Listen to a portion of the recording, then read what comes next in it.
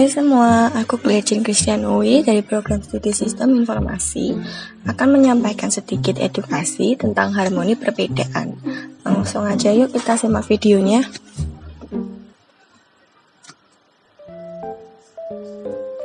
Kita semua tahu bahwa Indonesia mewarisi banyak suku, budaya, pulau, etnis, adat istiadat, dan perbedaan agama. Dan agama pula menjadi salah satu identitas kita menjadi warga negara Indonesia. Karena pada kenyataannya, agama juga dicantumkan di KTP atau kartu tanda penduduk.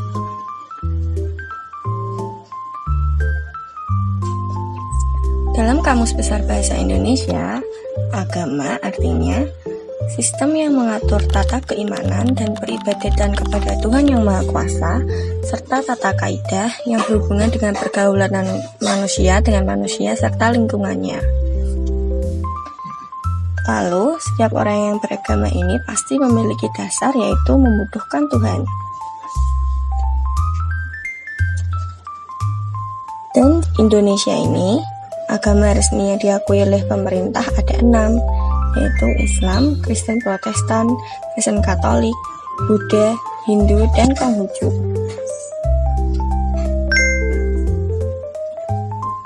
Indonesia sendiri juga merupakan negara yang cukup menjunjung religiusitas, karena pada Pancasila sendiri, yaitu sila pertama yang berbunyi ketuhanan Yang Maha Esa, memiliki bulir sebagai berikut. Yang pertama, bangsa Indonesia menyatakan kepercayaan dan ketakwaannya terhadap Tuhan Yang Maha Esa.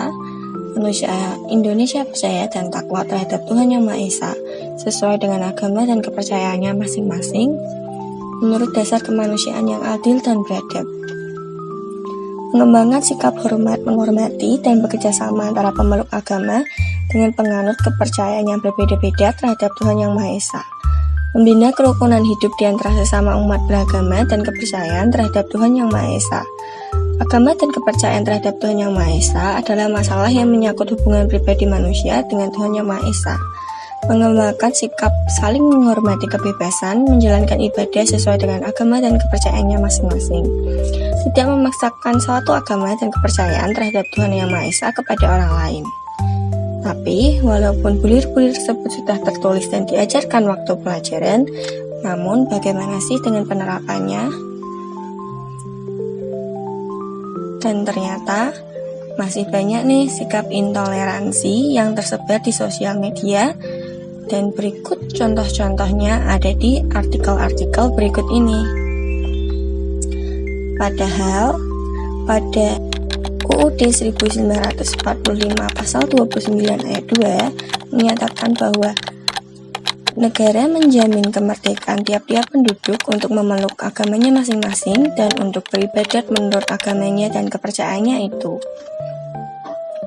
Nah, lantas bagaimana sih sikap toleransi itu? Yakni, kita ini bisa ambil contoh dari sikap nyata perwujudan toleransi yang pertama, yaitu gereja buka halaman untuk sholat Id.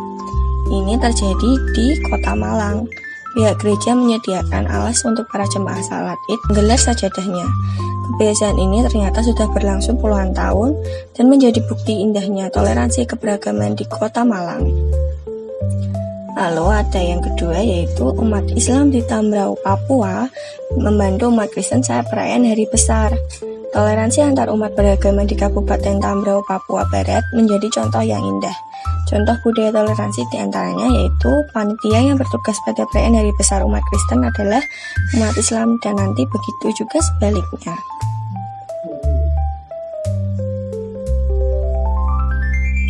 Nah, selain dari contoh nyata tadi, sebenarnya kita juga bisa loh mewujudkannya di kehidupan sehari-hari, seperti tidak membeda-bedakan saat bergaul, menolong tanpa memandang latar belakang, menerapkan kebaikan yang diajarkan setiap agama, bisa menciptakan kedamaian dan berdampak positif untuk kita semua. Sekian dulu untuk video kali ini, terima kasih.